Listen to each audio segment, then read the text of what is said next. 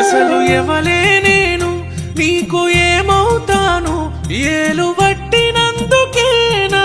ఎంటున్నావు తాలి గడితివె నువ్వు చివరి దాకా నేను తోడుగా ఉంటా నీకు నే అమ్మవుతాను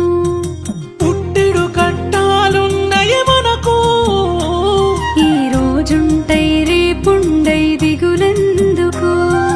నాతో సుఖముండదమ్మ నీకు